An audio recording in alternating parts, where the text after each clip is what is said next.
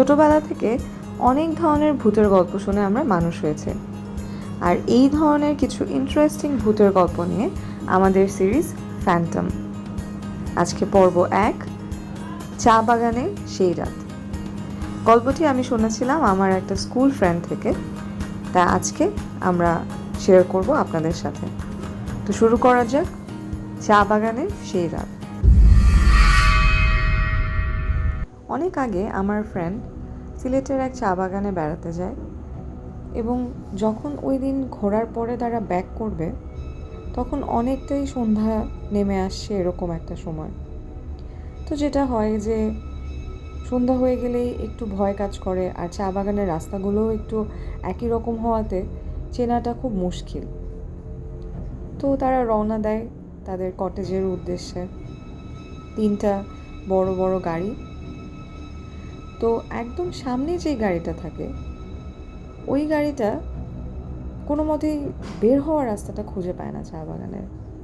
পেছনের 2 গাড়িতেও ড্রাইভারদের একই অবস্থা।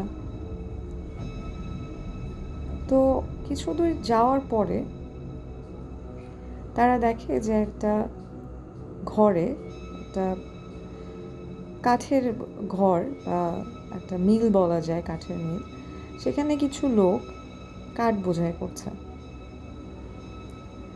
ওরা ভাবে যে এদেরকে জিজ্ঞেস করলেই রাস্তা জানা যাবে, কারণ এরা তো এলাকারই লোক। কিন্তু ওদের কেমন জানি একটু সন্দেহ হয়, কারণ মানুষগুলো 3টা এত বড় বড় গাড়ি দেখলো, গাড়ির হেডলাইট দেখলো, কিন্তু তারপরেও তারা কোনো সাড়া শব্দ করেননি।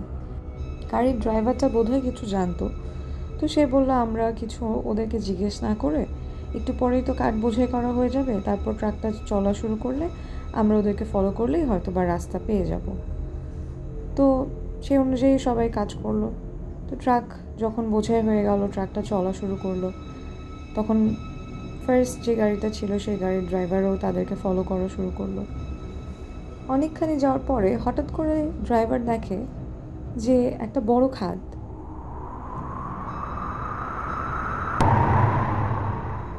তার গাড়ির হেডলাইট থাকার কারণে সে জিনিসটা নোটিস করে, এবং সেখানে আগেই থেমে যাওয়ার কারণে অনেক বড় বিপদ থেকে তারা বেঁচে যায়।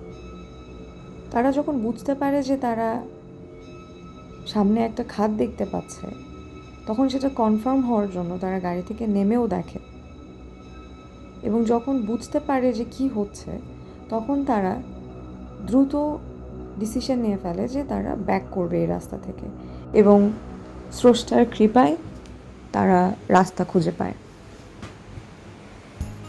তো এই ছিল সত্যিকারের ঘটে যাওয়া এবং অনেকগুলো মানুষের সাক্ষীতে ঘটে যাওয়া একটি ঘটনা, যেটা আজকের আমাদের এই পর্বের ইতি টানছে। আপনিও যদি আপনার জীবনের ঘটে যাওয়া এরকম ছোট কোনো মজার গল্প আমাদের সাথে শেয়ার করতে চান, তাহলে স্ক্রিনে দেখানো মেইল অ্যাড্রেসে মেইল করবেন। আজকে তাহলে বিদায় জানাচ্ছি, দেখা হবে 2nd এপিসোডে।